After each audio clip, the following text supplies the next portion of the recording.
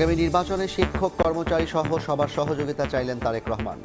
ক্ষমতায় গেলে দাবি পূরণে কমিশন গঠনের প্রতিশ্রুতি। ভোট নিয়ে ষড়যন্ত্র রুখতে সজাগ থাকার আহ্বান মির্জা ফখরুলের। বিএনপি রাষ্ট্র পরিচালনার সুযোগ পেলে শিক্ষকদের আর্থিক নিরাপত্তা বেষ্টনী বাড়ানো উচ্চ পর্যায়ের কমিশন আমরা গঠন করব।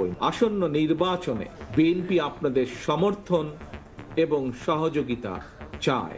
গভীর ষড়যন্ত্র শুরু হয়েছে যে সেই নির্বাচনকে ভিন্ন খাতে পরিচালিত করবার, কেউ যেন সেটাকে ভিন্ন খাতে পরিচালিত করতে না পারে তার দিকে আমরা সজাগ সতর্ক দৃষ্টি রাখবে।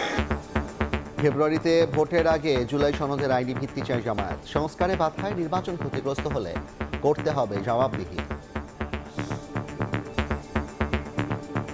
যারা সংস্কার বাস্তবায়নে বাধা দিচ্ছে, কোনো কারণে নির্বাচন যদি ক্ষতিগ্রস্ত হয়